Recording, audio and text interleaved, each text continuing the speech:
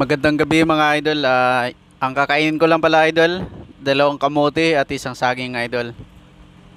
Dahil nagda-diet ako idol at isa pa idol, sobrang mahal ng mga bigas ngayon idol. Kaya try natin idol na sanayin yung sarili na kahit hindi tayo makakain ng mga bigas ay kaya pa rin natin na kumain ng mga ano, mga kamote at saging.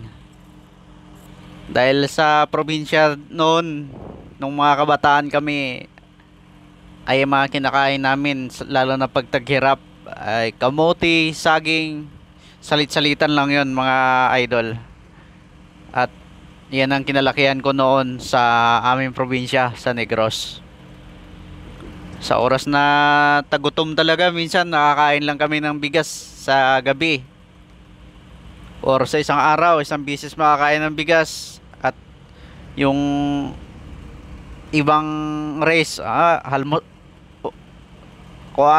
mga almusal, kamote, tanghalian, saging, or balanghoy, kung ano-ano yung mga kinakain namin na wag lang magutom talaga. So ngayon mga kadudong TV, yung ginawa ko ngayon ay isa sa mga part na gawin natin na matuto tayong kumain na kahit walang bigas, mawalan man ng bigas kung sakali, ay kaya natin kumain ng kahit ilang araw pa nang walang bigas. Bali, pangatlong araw ko na pala to nga kinain ko lang. Kumain ako sa umaga ng sinangag. Tira ng magina ko sa hapunan nila. Ayan, kumain ako. Sa tanghalian naman ay kamote na lang at saging. Ay yung tira nun ay babaunin ko sa trabaho. Ganun pa yung ginagawa ko mga kadudong TV. Kaya hindi lang to diet, ay nakakatulong ka rin sa pangangatawan mo talaga nga. Minsan kailangan natin na kasi nung bakasyon kami last week mga Dudong TV sa Sorsogon, puro kami kain. At medyo tumaba ako kaya kailangan kong bawasan naman na pumaya tayo mga Dudong TV. At hindi lang yun, nakakatipid din tayo kasi yung binili ko kamote at saging, kulang-kulang 100 yun, pero ilang araw ko nang hinain. At saka di mo na kailangan ng ulam ito mga idol, kape lang. Kape lang mga Kadudong TV yung ulam ko. Ayan, kape nga puro. Ayan. So nakakatipid talaga sa totoo lang. Kung gusto mo talaga magtipid, ayan. At saka masarap naman yung kamote na may kasamang kape at saging. Yan, tira ko to sila sa tanghali na kaya binaong ko na, sabi ko sa asawa ko, ito na yung hapunan ko.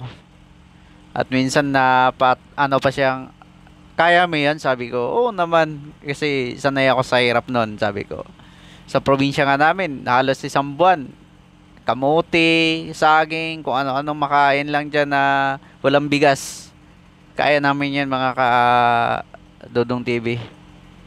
Kaya sabi ko, kailangan natin ay practice muli. Kasi alam mo naman tayo, di naman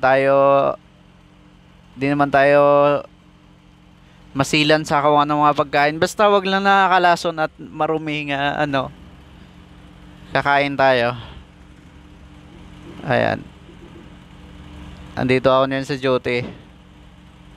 Ayan, kain tayo mga shoot out pala sa mga Cebuano dyan at mga sulit na supporter sa akin. At sa mga hindi pa nakapag-subscribe, sana mga Kadudong TV,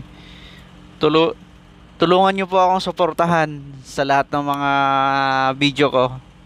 At maraming salamat po sa inyo mga Kadudong TV, na sana lumago pa yung subscriber ko. At maraming salamat sa inyo mga Kadudong TV. At sa mga hindi pa subscribe nyo po ang channel ko. At hangad ko po na sana po ay magiging maayos kayo sa lahat ng inyong mga ginagawa. God bless po sa inyo mga ka-Dodong TV.